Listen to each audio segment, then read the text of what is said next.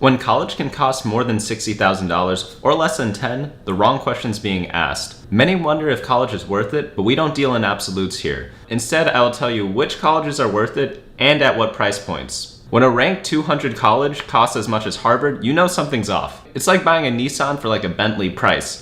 Nothing wrong with the Nissan, but it's just not worth as much as a Bentley. Knowing things like this has allowed me to retire before I turned 30. I know how employers all over the corporate world act and think based on what college you went to. And I also know how potential spouses can judge you for that as well. So I want to make sure you guys are armed with this information as you prepare to either apply to college or are looking to switch into one. Luckily for you guys, I identified 16 colleges that are worth their full price, and 5 to 12 that are like great if you could get into through in-state tuition, and also some schools that are worth it if you can like go there for free or get like a full scholarship. Whether you go to college or not depends on 3 things: what you want to do in your life, what careers you want to do, and what your current skill set is. If you want to go into the trades and become a plumber, then no, college is not for you. You're still gonna make like a ton of money, but you just don't need the degree for that, frankly.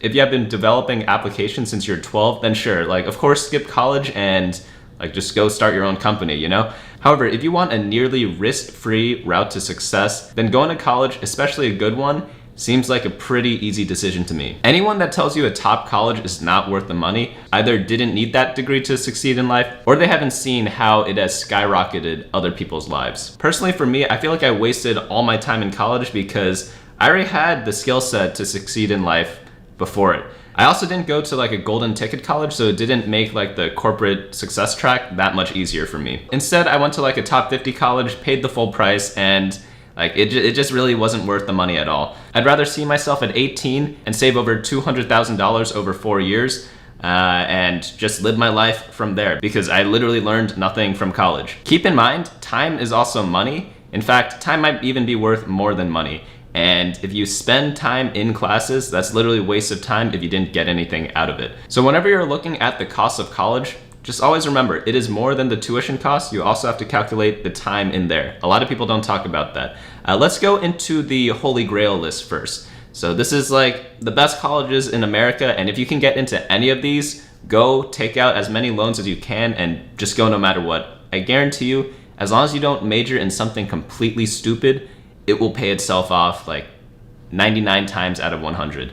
While I recommend not getting a really stupid major, you still can succeed in life and get away with majoring in something like silly if you could still go to these schools. So in no particular order, Harvard, Yale, Princeton, Stanford, Columbia, Dartmouth, Cornell, UPenn, Brown, Caltech, Duke, Johns Hopkins, Northwestern, Berkeley, and Georgetown. If you did not go to any of these schools, don't feel too bad. Again, I did not either. And there are many good colleges in the world. But I don't care what the rankings say. There's a thing called prestige and the way people react after you mention a college, and that isn't fully captured in those rankings. I also don't care if you want to go to a different college if you got into one of these by saying like, oh, but like this other college has got this great XYZ program, which is what I want to do. No, it's all nonsense. Like, if you actually think what your major in college is based on like the program is important, like you're really looking at the wrong lens of life right now. These schools have the highest prestige that any potential employer or spouse who hears them will immediately bump you all the way up to the top of their list. That's how powerful it is. Are there some schools that could be on here that are on the borderline? Of course. But when you're forking over $50,000 to $60,000, the list is gonna be as small as it can get. I know that some other schools outrank some of these colleges on certain lists,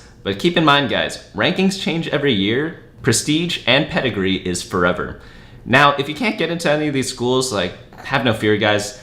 If you can qualify for scholarships and make like the total cost per year under $15,000, I recommend that you go to pretty much any top 50 university or top 10 liberal arts college, because you could easily get like a 6-figure job out of those schools. Again, you have to major in the right things, and you also have to like play your cards right while you're in school. It's still worth it to go to like a top 50 school if the costs are under $15,000, somewhere around there. Next, I want to tell you guys about schools that differentiate between in-state and out-of-state tuition. For example, University of Michigan, very good school. Out-of-state, it costs students around like $53,000 to attend, but if you're in-state, if you live in Michigan, it costs something like $17,000 for those people. So this makes the University of Michigan very worth it because it's a very good school. It's kind of like just like on the borderline of the top 16 schools that we mentioned before, but it's a ton cheaper, so that makes it like a lot more worth it, right? Because you're getting just a slightly less value, but for 1/3 the price. Very worth it to me. Now let's go over the other schools that are also worth it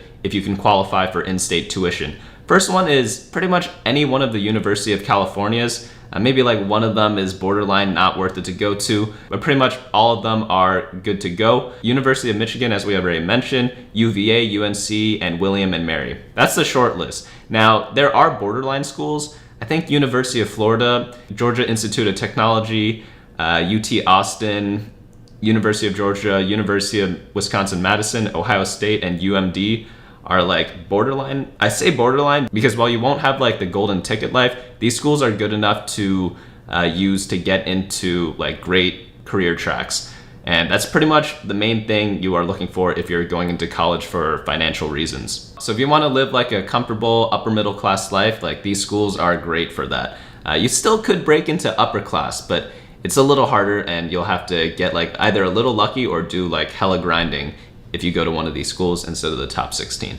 So if you can't get into any of the colleges I mentioned, all of those plus like anything in the top 50, I suggest not going to college. So the reason why is because diplomas from almost anywhere else just are not worth that much. And you can learn so much in 4 years on your own, and you don't have to spend money or take out loans, that it just makes not going to college that much more worth it. There are around like 5,300 colleges in the US, and I'm only telling you to go to like less than 1% of them. So that's how crazy it is. Most people should not go to college. And the truth is that colleges just aren't worth it. It's not really a surprise. Everyone knows tuition costs have gone through the roof, and it just forces us to do stuff like this, which is a little ridiculous if you ask me. And for all those who already know me, you know that I always say like time is money, right? And that doesn't just mean your time, it also is your money's time. So the earlier you invest, the more worth it becomes. Like time is Warren Buffett's best friend, and taking on debt is like reverse investing. So whenever you're reverse investing, you better have like a huge payoff right after, because if not, it's frankly not worth it, because it's one of the worst things to do with your money. And I just want to let you guys know, because I really regret going to college. I was forced to go to college because my parents really wanted me to go. You guys know the story, like immigrant parents, they come to America, they want their kids to go to college, so I had to go to college, right? I had enough credits to graduate in 3 years. They forced me to stay an extra year. That's the extent that they wanted me to go to college. And yeah, it was just like topic for a different day for immigrant parents, but yeah, that's pretty much the story of my college life. Just forced to go there. They like tied me up and trapped me into that area. Now, I know what you're about to ask, like, hey, what if I can go to community college for like nearly free because I qualify for it? I'd say like don't even consider that. Most employers in like high paying roles or career paths, they don't really value those degrees at all. So it's probably a waste of time unless you literally cannot learn without someone telling you to learn. Second question, well, what if I go to community college for 2 years and then transfer into one of the top 16 schools like you talked about? Also no, because part of the value of going to one of those prestigious schools is getting to know a lot of people there. If you miss out on the first 2 years of like networking or making friends, socialization, whatever you want to call it, that's pretty much like half the reason to go to those schools. If you go to Harvard, guys, like you have a very high chance to meet people who can potentially change the world, and that chance goes lower and lower and lower the worse the college gets. So even like anything on the lower part of the top 16, big difference between the top part of the top 16.